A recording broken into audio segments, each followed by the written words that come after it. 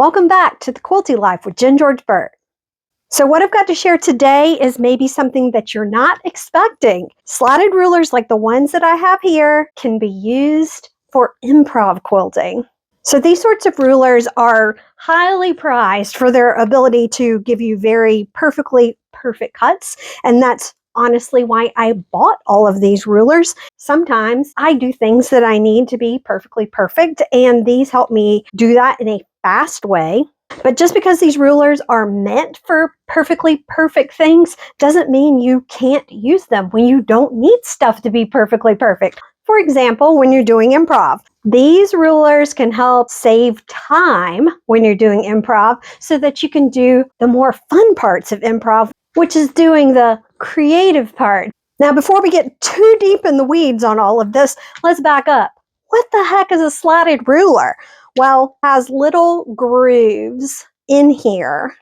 It has little grooves in here. You go from a teardrop shape here, and there's a slot and a teardrop shape on the other end. So basically what happens is you can put your rotary blade down in the slot, and you can cut in the middle of the ruler instead of cutting always on the side of the ruler like a regular ruler.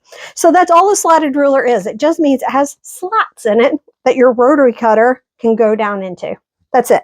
So there's lots of different versions of these. And this small one is by Stripology, which I will talk about more later in the video. And then there's ones like this one, which is by June Taylor, which is another very good brand for slotted rulers. I've had this one for a really long time, and it actually has scallops, and you can see all the different ways that you could use this to cut scalloped edges of different sorts. I also have this one that actually makes it easy to cut circles. So you can put a piece of folded fabric and then you cut in that slot, and you get, when you unfold it, you get a circle, and you can get different sizes.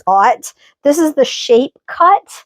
Let's go with this one first. These are the ones that I use most often. This one here is one of the first ones I ever bought, and this one is a shape cut, and it's by June Taylor. And this one will let you cut things that are up to 12 by 12.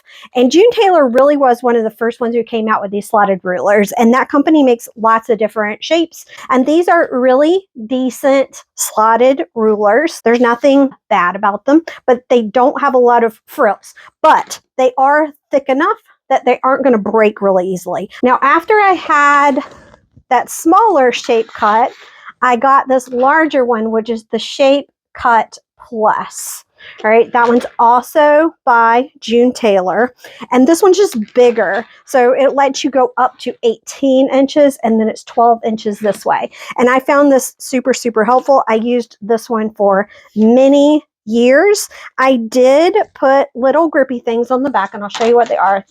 This is the brand. It's called True Grips. It's by True Cut, and it's just these little rubberized little feet. I actually used the offcuts on these. I didn't even use the real circles. I just used some leftover bits right here. So that just keeps it so when it is sitting on my fabric, it doesn't move around. The other thing is the June Taylor stuff does not have markings here to tell you where to cut. So if you wanted to cut at very specific intervals, you can use this stuff, which is it's just some tape, and it's clear when you put it on, but you can mark it, and it makes it easy to remember where you're supposed to cut. Now, let me show you the one that I love the most. This is the Stripology XL ruler. The earlier one that I showed you, the small one, it's also a Stripology ruler, but it's just a different size. This one is great. It is by Creative Grids. So because it's by Creative Grids, it has these long strips on here that make it super grippy. You might know from other Creative Grids rulers, they have the little dots. Well, on this one, it goes all the way down. Each row has that grippy stuff on it.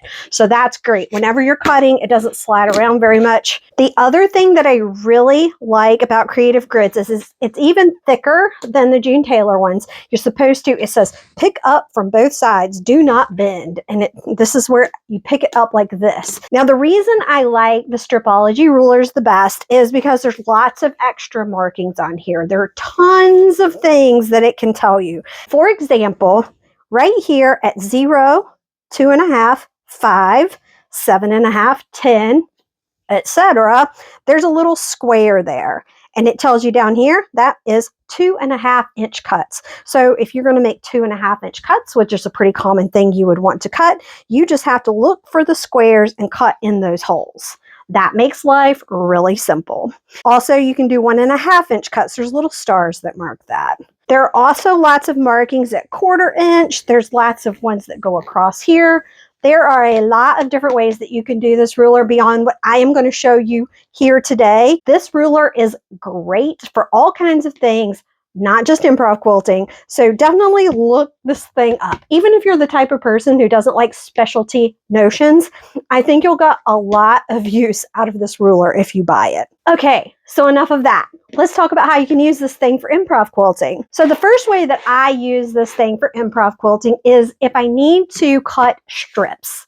So let's say I'm making some improv striped fabric, and I'm just going to chop up a bunch of different fabrics into 1.5-inch strips. So I can just use one fabric, or I can pile up multiple fabrics and cut them all at the same time. I'm just going to do one today. So all you have to do is put your fabric underneath here, and then usually this is the 0 line over here. So I'll just hang some of the fabric off of that side, and then I'll just make sure that all of my little teardrops along here and along there are clear for my rotary cutter to go in. Those are the only things you really have to check. If you need this to be straight in some way, you can use the lines on here to line things up. So I got my rotary cutter, and I'm just going to cut here on the 0 line, and I just put my blade down into that slot, and then I just roll it up there. So then I go across to, remember the stars are 1.5, so I go across to the first star and I cut, the second star and I cut,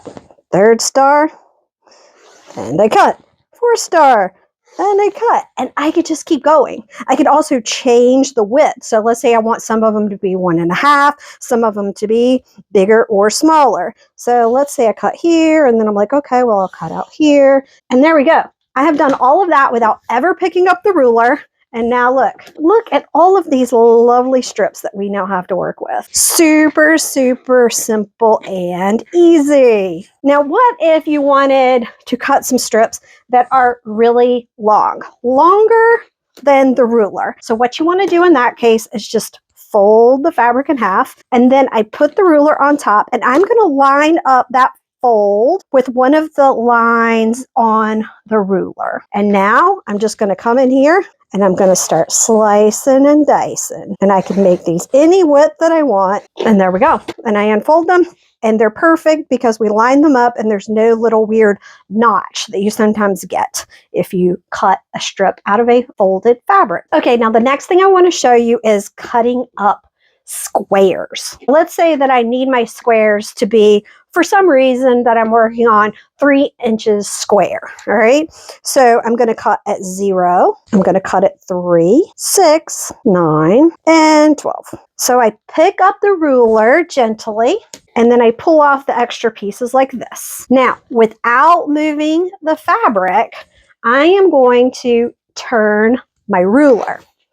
And I'm going to turn it this way, and I'm going to line up this line on this side right here with the bottom of the fabric. And now I'm going to walk to the other side of my table, and then I'm going to cut to get 3-inch squares. The other thing that I could do is to totally turn my mat. So depending on your cutting table situation, you might find it easier to completely turn your mat, which I'll show you. I'll just do that right now. So you can turn your mat, or you can turn your ruler, however works best for you. But here we go. I'm going to cut at 3, 6, 9, and 12. And now let's turn the mat back around the right way, and let's do the reveal. So these are going to be oddly shaped. They will be 3 inches in one direction and not the other, but maybe those will still work for you for something since you're doing improv. And then these are the wrong size because of where they were. So those are also there. But look at that perfect 3-inch squares. Now imagine if you had multiple fabrics stacked up here, you would have just gotten a whole bunch of these all at once. And that was super fast and easy. But what if you don't want them to be squares? All right, well, that can work too. We're going to put this here, and then I am going to cut at 0, 4, 8, and 12. And I just picked those randomly. And then now I'm going to pick this up, and I'm either going to rotate my mat or my ruler. In this case, I will rotate my mat. And then I am going to put this on, but I'm going to do it at a slight angle, right? So it's not exactly parallel.